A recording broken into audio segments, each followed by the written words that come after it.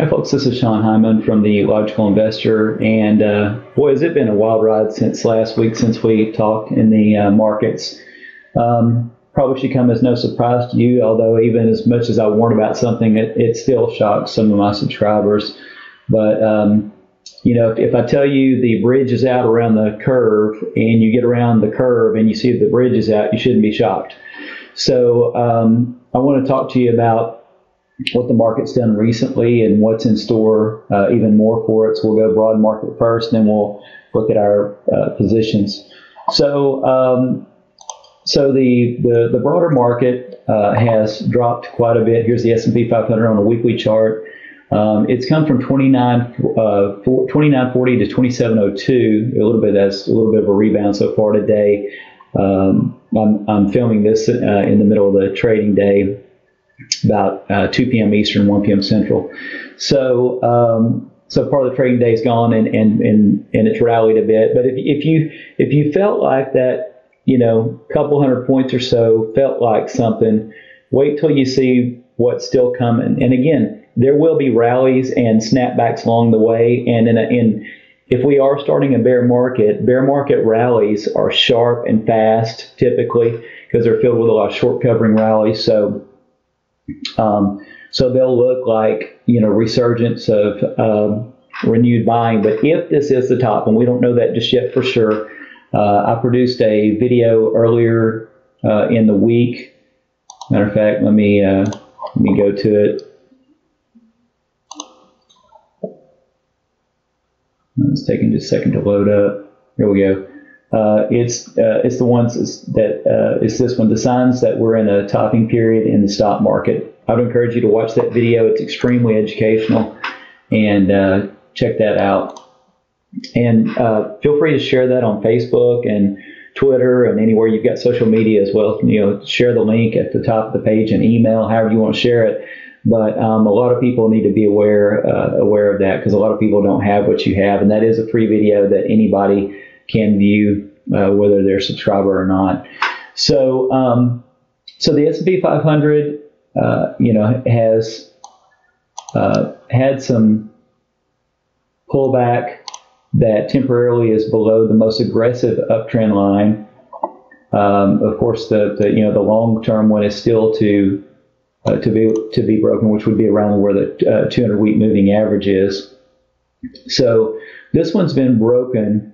Now, could it climb back above it and go into new highs? It's not impossible that it, you can't say that it can't, but it's not likely with this huge divergence there on the weekly on the RSI and this very distinct sell signal and lower high there and these couple of selling spikes as well. So to me, any bounce back will be temporary and short-lived. It could be a bounce back to the bottom of this aggressive trend line. It could be a bounce back that comes back to or just shy these highs here, and then the next stop would be the 200-week moving average, and this longer-term trend line probably gets some kind of consolidation sideways at that or bounce, but usually not very high. And then you have, a very large push lower. And so I believe that this could go S&P 1400 to S&P 1800 before it's all said and done is the high and low range of what I think that it can do. Can it be less than that or can it be greater than that? Sure. Anything's possible, and only God knows ahead of time, honestly. No human knows ahead of time how bad it gets, but we do know that's coming. We do know that stock prices will settle down and correct and compress PE ratios back to reasonable levels so the market can have the ability to justifiably climb once again. And we do know that typically, unless you have like a 1987 experience or something like that, generally you've got downtrends that happen over a period of time. 6 to 9 months, usually at least, to more commonly, a year or two, with it occasionally lasting several years, like in the bear market of the 70s. So we don't know, and that just depends. That time frame depends upon how quickly the sell-off happens. Some are like a death by 1,000 cuts and kind of, come down, and some are like, falling off a cliff. So obviously that crunches the time when it falls off the cliff, but does more emotional, psychological damage to investors and makes them less likely to come back in as well. So there's a pro and a con to it. But so the S&P 500 may be, because we don't know for sure, may be starting a bear market. Again, it's too early to tell just yet. But there's been a huge technical breakdown for sure on the S&P 500, and of course the Dow and the Nasdaq. You've got the same. The Dow's hasn't been quite as bad as the S&P 500, but it's still got the same sell signal, divergences, and distance from the 200-week moving average.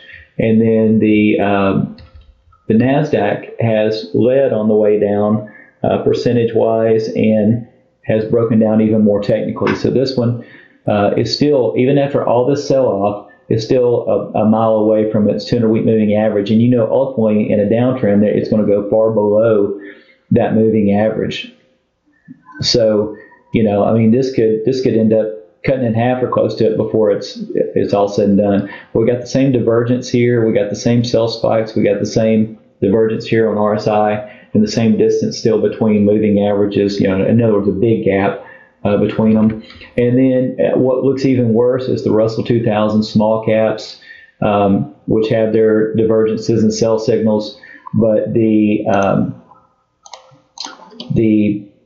selling is even more pronounced. It has broken a major multi-year uptrend line here, and is closed a lot of the gap towards its 200-week moving average. Again, we probably have some bounce up and then come down to this moving average area, maybe another bounce again, but then we slice through that and head on down. So, this is one that could have very large declines as well. So that's the small cap index, the Russell 2000, and then the Dow Jones Transports is another area of concern. They look pretty much as bad as the Russell 2000. So Nasdaq and the small caps and the Russell 2000 are all kind of leading the way to the downside. So there's several ways you could draw this, but it's something along the lines of there. You've got your divergences here. You got your divergences and sell signals there. You got your selling spikes there. So this is broad. This is broad selling. Institutions are doing the broad selling. And, this is falling from its lofty heights. It will eventually, again, there probably will be some sharp, swift recoil at some point, come down to the 200-week moving average and then fall through it. And 30 to 60% declines would not be out of line for any of these major indices over the course of its bear market, however long that may last. On the daily chart, I'm going to go out to a 2-year just to show you something, and I'm just going to look at the S&P 500 on this one. So, again, we've broken the aggressive uptrend line, which is right in here. It's been clearly broken. So the price is broken below the 50-day moving average, below the aggressive uptrend line, and below the 200-day moving average, and then some, with the MACD slumping lower and the RSI slumping lower as well. So the next big areas to watch, since we have taken out this support here, even though it may temporarily hop back above it, but the next big area to watch is going to see how the market does with this area here, this 2532 to, maybe into just a little shy of 2600. So how this probably plays out, and again, it doesn't have to be this way, but what it would be most likely is some kind of recoil back towards the 200-day moving average, or maybe even a little higher, and then come down and test this region, probably bouncing off of it somewhere the first time, but setting in some lower highs and lower lows, and then crashing through it. And then when we do, again, we probably see this have quite a pronounced downside, because then once you get past this support right here, and this is a couple little spikes that were short-lived, so really this call it 25.50, 25.75. That region is really the more important area of this range. Once that breaks and it starts to hold below that, then anybody who has bought and held the S&P 500 index, pretty much throughout 2018 and even part of 2017, they're down on their money at that point. So that's the first time it's going to really make even more people question the bull market, question their 401ks and IRAs, question their brokers and that sort of thing, and even themselves and their own strategies. So that's when there's going to be a very pivotal psychological shift, and that will accelerate the downside. And again, the institutions have been getting out. You see that by these big volume spikes, and you see the major divergences that are happening with the MACD heading lower. So this high and this went even higher than this high, yet MACD went much lower here than here, and same thing on the RSI. So it's slumping as well. So this is something that I've been warning about, and I said, hey, if things held after this one, then this was likely a wave 4 out of 5, and this would be a 5 out of 5. And again, we can't say we've reached the fifth of fifth, but with all this breakdown, there's a huge chance that we have. So if we have, then we're early on in the newly established bear market. Again, it is too early to say for sure. More of that when the price starts to hold below the 200-day moving average more, and the 50-day comes down below the 200-day, and the price continues to hold below both those moving averages. So that's when you get more of a sign. And then also when the S&P 500's 50-week moving average starts to curl over and slump over is another sign. So, lots of negatives for the market and technical breakdowns, but there will be some, rallies along the way, and we may be upon the cusp of one now. It's hard to say. Because if you think markets were irrational in the latter part of this upcycle, wait till you see how irrational the market is on the downside. I mean, it's pure emotion there. And remember, Wall Street says the market takes the escalator or the stairs up, and it takes the elevator down. So, I mean, it can unwind far faster than it ever goes up. And it's because it's pretty much a one-sided market, everybody hitting the sell button, and hardly anybody wanting to come in and buy, because every day they come in, it seems like that the market seems lower and lower and lower. And so that happens for a very long time, not until you get to fair value on PEs, but until you get to undervaluation, and usually deep undervaluation. Sometimes the PE of the market at times has gone to an average PE of 6 or 8 before it stops. Sometimes it's not quite that deep. Sometimes it's only a PE of 10 or 12 before it stops. But we got a long ways before we reach those levels. So it tells me that a lot of sell-off is still in store. So I can't tell you exactly when that happens, but I can tell you that, we can tell you that the environment was ripe for a sell-off. We got the sell-off. I can tell you that the sell-off will be long and deep percentage-wise. And so we know a lot of the things that's all we need to know to be able to dodge excessive risks, in holding broad market indices on the upside, and also we can dodge those risks and not being in their sell-offs on the downside. And so those are some very important variables. So you don't have to know everything. You just have to know some key important things. So just in case anybody has not seen, we have sold out of Sienna. I'm going to go back to a yearly chart where it's easier to see everything. Again, I'm not saying this was the top for sure. I'm saying with the environment in the broader market, and there was also a sell signal on the MACD on the weekly chart, that we may not get that one more push that I was looking for. Hey, if we do get that one more push, so what? Because we're just looking to lock in guaranteed great returns when we know that we've got them. And, it was a market-beating return, and we owned it for, under 6 months, and, officially made 18.39%, but many of you, quoted 21 to 30 or so percent gains because my return is considering that is assuming nobody averaged down, and of course you had a great averaging down opportunity. You only got one, but but it pays to stay alert on those dips because they don't always last forever and they can turn around fairly quickly. So you have to seize percentage retracements when they are there because you do not know if they're going to go further. Some people like to play this game. But, I know Sean says to average down here, but I think it's going to go lower, so I'll wait. I'll get an even better one. And the danger of that is more times than not, you're going to find that the pullback came, you didn't take advantage of it, and it's gone, and you don't get the extra percentage gain on the upside, and you didn't get to take advantage of that dip. So, again, don't add steps, don't tweak the system, just go with the system. The system is designed to help you more times than not, rather than play the game of trying to super tweak a system and then miss out more times than not. So I've been doing this a long time, and I'm telling you, it's a better way to do it. You cannot assume that prices will go lower. Sometimes they will, sometimes they won't.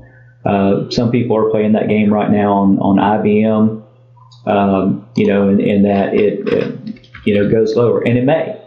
But the gamble is if this sell-off, if they're not doing their averaging down point in here and this thing turns around and heads up, then their percentage return is going to be less, and they're going to miss the opportunity. So that's why I say, we got into it originally, and then, you're averaging down anywhere 130 or below, and then do another around the 106, 108 level, and then just hold what you got. So, and that's if it gets to be that low, because here's a major ABC downtrend that likely ended here. So if so, that means this move here doesn't go below 106.02. It's not a guarantee that it won't, but if that is a true ABC downtrend halting there, then that will be the case. So we sold Ciena, took a nice profit on it, so just be aware of that. So we have sold 3 stocks, FL, EWZ, and CIN. Without the averaging downs, FL was 27.5%, EWZ was 21.5%, and CIN was 18.39%. Respectively, they were a 3-week hold before taking profits, and then it was just under 3 months for the next one and just under 6 months for the next one. But on average, we will have an average holding period of 2 to 4 years, with a few of them being less than that whole period, and a few of them that'll typically be longer than that whole period, with the bulk of them likely falling somewhere in that 2 to 4 year time horizon. So Ciena was sold. So let's go back to the positions. GLD is looking good, as you can imagine, with the market sell-off that has caused a lot of institutions to scamper to gold, and so you've seen it break this corrective line here. This is a B, C that ended right here, and then this broke that corrective C wave. Tons of buying to the tune of over 25 million shares net bought in a day. That's not moms and pops, because they're scared to death to buy a low, and so in that size of volume, that's institutions. So you've also got the MACD has broken a downtrend and is heading higher as well, and RSI has been heading higher also. So very bullish on that. Next, we've got CHL. So CHL is zipped for us, and I told you it was time for a pullback because this has gone from 42.30 to 51.07, and that we needed a pullback, and that we might have gotten it here, but it would be more likely, and you saw me draw something deeper that would come back to the 50 or 200-day moving averages, and we're in between those right now. Oversold and still trending higher on the MACD. So at some point soon, we will see that next leg bottom out and head ever higher again. So MACD is still trending higher. Got a large buy spike here. Selling is dying off overall. Got a golden cross here. This down leg here was broken. So this was your lowest low here. A huge 5-way shoot up here. So we needed a 3-way pullback. Might have already ended, or we could come back around the 200-day moving average, a little above, little lower than that, and head higher. So anything like this is possible. Again, we are oversold there. So I'm looking for this to go much higher than the 5107 on the next major leg up. So very pleased with that. Again, a very large company and very large dividend yield. FXB, this is one, of course, that will ripple up or down each day depending upon what's going on in Britain and whatever Theresa May is saying and so forth about Brexit. But so far, what do we have here? We've got an ABC that has ended here on the daily. We've got the MACD that has broken and is heading higher now. We've got buying spikes on the dip. We've got an RSI that is improving. We've already had a three-way pullback here. So fairly soon, I'm expecting this to head higher. Could it dip a little lower before heading higher? Sure, that could always happen.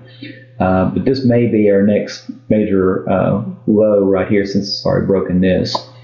So again, a great place of value to be, and a place that's had extreme negative sentiment for quite some time.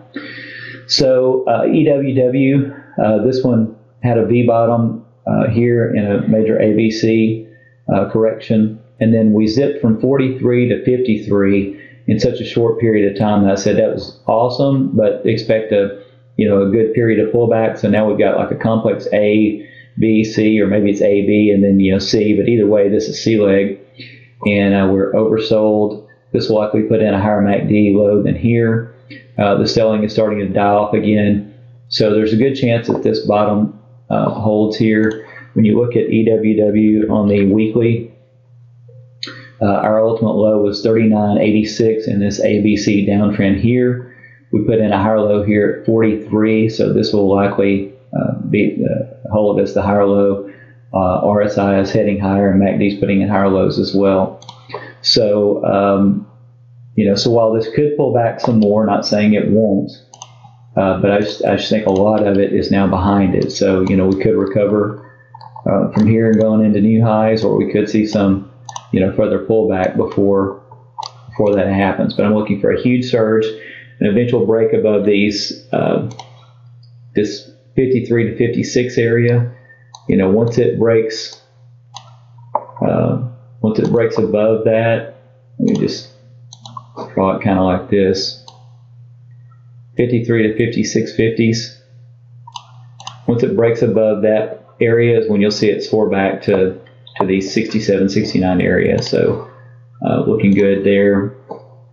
Very bullish on Mexico. Again, it's an area of the world that has been just pummeled and has been very negative, and I believe it's going to come alive. Well, as you know, I'm bullish on gold, so naturally it puts me bullish on gold stocks as well. To be one of the few places that will likely benefit from the stock market sell-off, gold and gold stocks, and of course many of our other value positions. So here's another ABC that bottomed here. Here's your point of maximum pessimism for the daily chart, which that selling volume has died off with huge buying spike. It's come above the 50-day moving average, rallied up, and is retesting that. Now, gold stocks are very volatile, both to the upside and the downside. So large corrections will happen percentage-wise, and large moves to the upside. So this went 1728 to 2051 in almost a blink. And so, I'm looking for this to head higher. But again, could it possibly, head a little lower before it heads higher? Sure, that could always happen. Meanwhile, RSI continues to put in higher lows. MACD has broken a downtrend right there, which is good. So lots of bullish signs to where I believe this is probably our lowest low here. Not a guarantee, but a very good sign of it. So we got a lot of upside there. So I'm very thrilled with us owning that in this environment. LPL is one that was down quite a bit yesterday, broken to recent lows. So anytime something breaks to recent lows, we look at it on the long-term chart. And matter of fact, I'm going to go back to a very long-term chart on this one so you can see its entire trading history. So one, this is a lower area of where it's traded historically. Two, you know, it looks like the MACD is trying to turn around. It looks like the RSI is trying to diverge higher. The price is very far away from its 200-week moving average, and historically, anytime that happens, it goes back to it and then some. So, you know, in some stretches will be a little further, and some stretches will be a little less. So I'm looking for that to transpire once again. So you've got 3 averaging downs in this one. So when this one comes back to, let's call it the mid-12s to 13 area, you will be up on this with your 3 averagings a good bit percentage-wise.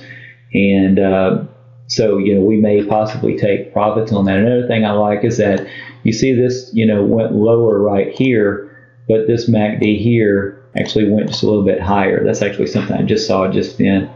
And then you've got the RSI that is diverging higher also. So I'm expecting really most any time for this to, and when I say most any time, that could be hours, days, or the upcoming weeks. But I really doubt this takes more months to start that recoil back.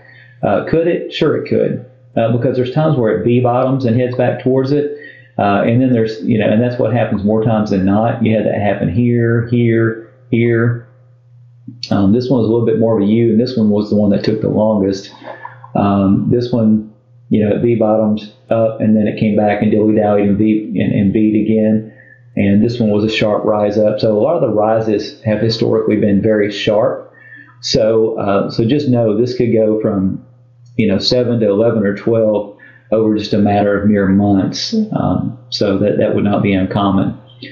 So again, I'm very bullish on that, and it may be that we don't stay in this one the whole time of what I think that it could potentially have. You know, we do have some resistance in here. You know, drawn a couple of ways. You've got quite a bit of resistance in the call it the 15 to 16 area. So, you know, it may be that when this comes back into the 12s and 13s, since you've had ability to be in it in the 13s and the 10s and the 8s with an average price at probably, you know, 10 or 11, by the time you're at like 13, you're up a decent amount percentage-wise on it. So it may be that we pull those profits in. But, you know, again, the power of averaging down. So I believe that will do very well. Get this set back up. And so that covers LPL. And then we've got BBBY. And this one, you know, jolted down, had a huge sell-off, probably a point of maximum pessimism here, floated down a little bit further, and so far it's been holding in the 13s with a MACD buy signal here and the RSI buy signal there. So this one could be starting its turnaround. Again, it's too early to say so far. We have been in a period of maximum pessimism as this has really kind of crept up over time. And so we were probably reaching the peak of that, being that this is by far the biggest selling spikes of any time in the last decade. And we've already come from 76.84 to 13.35 presently. So so that's, you know, that's likely done. You've also got the MACD continues to put in higher lows. You've got the RSI that's been putting in higher lows for a while, showing that this has been, you know, slowing the downside momentum slower and slower. So we should be getting near a capitulation point here fairly soon. And again, this is one too that you've been able to get averaging downs in. So we originally, you know, got into this at 2048. It's been down in the 13, so there's no excuse why you shouldn't have gotten in at some much lower prices to where your break even is quite a bit lower now. So, you know, just by the time that it reaches back to our original buy-in point, because you've averaged down, you'll be up a good bit percentage-wise on it. So never minimize the impact of averaging down. It's huge. So LB is perking up quite a bit. Matter of fact, this is one that I mentioned on the site in the premium newsletter section. Let me see. It's this one right here. So I already had it drawn up. So I said, this one's starting to perk up. Notice that I erase out the symbol and the name, so it's not giving away to non-subscribers the pick that it is. And I name it the 8 pick, and brother say it's our retailer, which is LB. And RSI is firming up. It broke this ABC downward correction here. So it rose above that and is bouncing off of it now. Some huge pessimism here, followed by institutional buying here. MACD also heading higher along with RSI. So LB is looking good, and very pleased with what I'm seeing there. That one could be our next one to run up and profit. Again, it's too early to say so far, but right now it seems to be leading the charge. And then we had LPL and CAJ recently both had earnings releases that were kind of mixed and had caused some near-term sell-offs. We are not in a stock for how it reacts after any earnings are released, whether it would pop higher or pop lower, but just know some of the bigger pops are caused by that in the near term. So more near-term day traders and things of that sort are more concerned with that. We're concerned with long-term fundamentals, which I go over in Yahoo Finance and in our newsletters when I give the recommendation, because those fundamentals don't change all that quickly. So CAJ has gone to new lows on its daily. So what do? You look at it on the weekly chart. Again, I go back 10 years. And if you're wanting how to do that on the free charts, see my video on the site. I believe it's in the Ask Sean section, but if not, it'll be in the fundamental section, where I talk about how to set up your charts. So this one, remember, one of the things that I liked about it was that it had a lot of support in this region here, 26s to 29s. And I liked it that it also had broken a major downtrend line in here as well, and that had come above both 50 and 200-week moving averages and already had what I believe is a wave 1, and this being a long extended wave 2. So I believe that we are likely headed into a wave 3 soon. So this is headed higher. This is at a buy signal. The selling spike, this was the biggest, highest, peak of, maximum pessimism in many, many years. And so that it likely coincides with the latter stages of wave 2, because typically wave 2s or wave Cs, which technically ended right back here in coming into 2016, tend to be some of the most pessimistic times for investors, and that's when they tend to throw in the towel, which is the absolute worst time to throw in the towel. So this is the selling volume has dropped significantly. Again, you got a MACD buy signal there, so this could fall to back to this range. Not saying it can or won't. And so we got into this one originally at 32.30. So here you are on the 29s. So you've got an averaging down point if you want it. If it goes a little deeper, it's fine too. But ultimately, I'm looking for this to head much higher, because this is wave 1 and this is wave 2. Wave 3 will go much higher than wave 1. So this could go well into the 40s or higher before it's all said and done, 40s to 50. And so, if you get your averaging down points while it presents itself, then, even once you're back to our original buy-in price, you're already up on it, and it goes a little up from that, and you're already up a good bit percentage-wise. So, again, I can't say enough about the power of averaging down. If you don't do that, you're only hurting yourself. And then going back to IBM. So IBM has had quite a sell-off here recently, which has allowed you to get in your buy-in point, because we were in at 146.10, and so it's ramped up and then had the sell-off. So 146s to 126s to 130, anywhere in that area gives you a good averaging down point. This sell-off is likely coming to an end because we got such a large selling spike here, which usually brings that to a culmination. And again, when this goes to lows on a daily chart, what do? You go to a weekly chart and take a look at where this fits into the grand scheme of things. So on IBM, I believe this was the end of your ABC. So here was A, B, C bottom. So it's if this is a C bottom, then the price won't go below 106.02, and this would be a wave 1, and this would be some complex wave 2. And so far anyway, the RSI is slightly higher, the MACD is still a bit higher. We've got here was your point of maximum pessimism for the last time in a long time, which is decreased some. But we've also we've had an extended period of pessimism right in through here. So pretty much the whole year of 2018, it's really come to culmination again. And so I think that is indicative of the latter phases of wave 2. Because remember, the biggest times when investors tend to throw in the towel it tends to be either or both bottom wave C or the latter parts there, and the towards the latter stages of wave 2.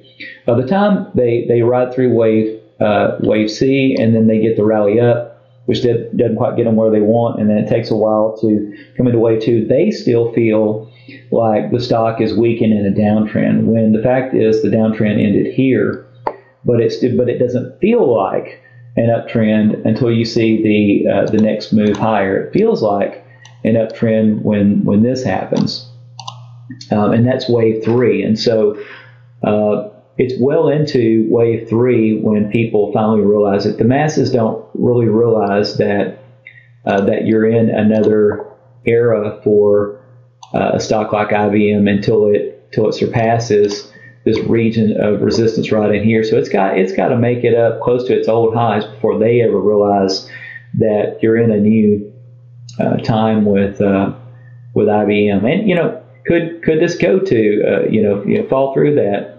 Let me go back to my drawing tool here. Could it go back to 106s or lower before heading higher? It could. I'm not saying it couldn't, but if this is the bottom of a 3-wave wave C downtrend, which I believe that it is because it took a lot of years to transpire, and that went from 180s to 106s, then that'll be the case. If it's not, then and we get in our 3 averagings, so we got in at 146, and then you're getting in at somewhere between 126 and 130, and you get another one at 106. Then if it goes a little lower and then bounces back, by the time it bounces back, you're already at break even, and it doesn't have to get anywhere near our original entry price before you're up on your money and doing fairly well on a very solid company that has a very nice dividend yield. So and it hasn't followed the market up. So again, another one that people are just brutally pessimistic on. That I even saw a guy the other day who's a pro. And he said, I'm tired of waiting on IBM and blah, blah, blah, and everything. You could tell his frustration. And that's indicative. He is the epitome of wave 2, which is this pessimism right here.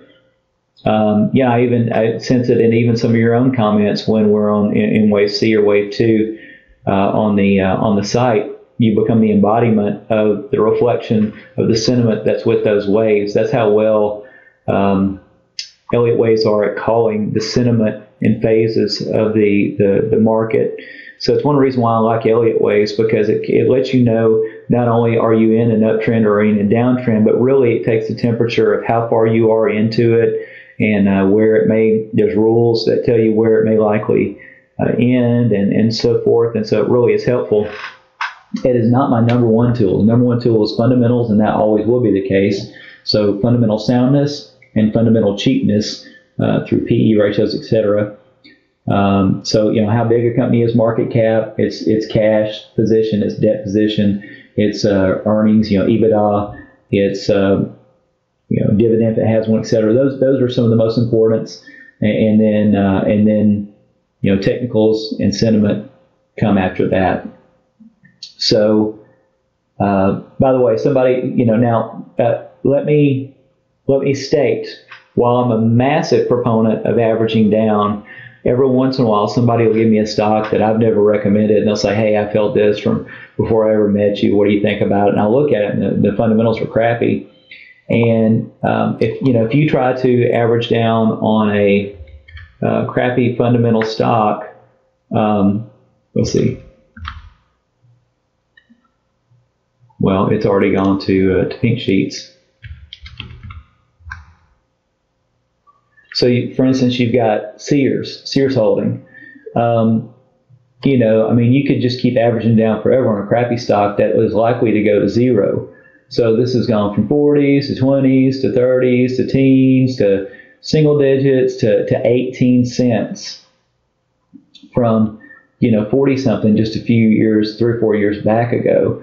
So I'm not a proponent of averaging down on crap fundamentals, and that's what those are. Here's another one.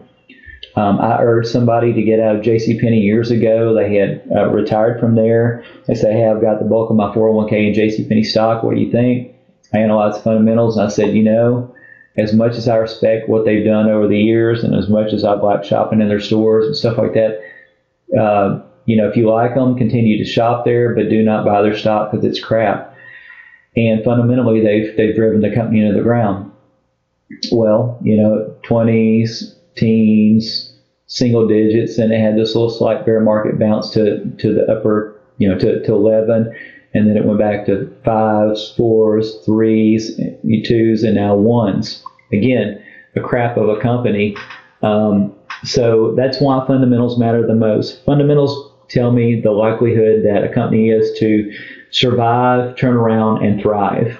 And if I don't see that in the fundamentals, how much you make per year as a company, how much you have in cash, how much you have in debt, your market cap size, etc. If I don't see confidence in those numbers, I have no confidence that the averaging down. So averaging down is not a strategy in and of itself. Averaging down is a component of our overall strategy, which first and foremost picks companies that are solid fundamentally, financially, that are more than likely to have their turnarounds, a great survivability rate, and head to prosper and to do quite well.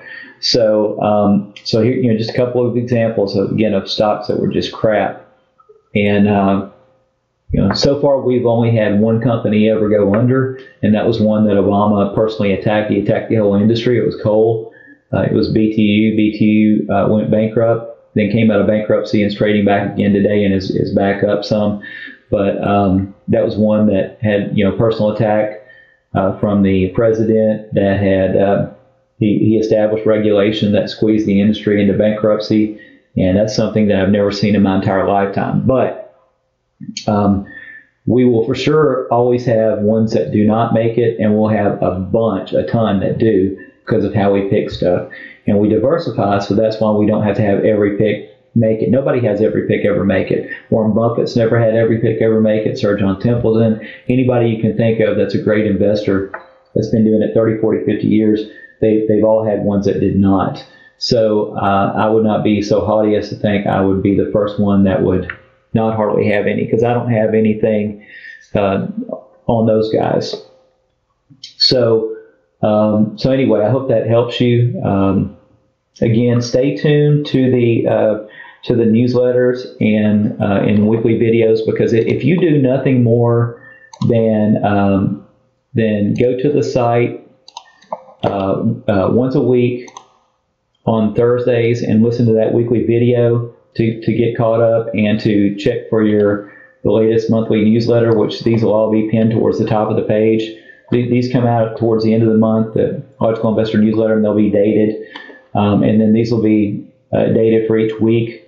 So every 7 days by Thursday evening, these will be out. If you do nothing else, take the time to do that. But I would encourage you to follow the site and check it, once a day briefly in the fundamentals news and charts section and the Ask Sean section as well, because you will learn so much there. But I'm going to tell you, there have been ones that have, gotten caught up in the busyness of life, and it's hurt them because they've missed averaging down points. Yet those averaging down points have been mentioned in weekly videos.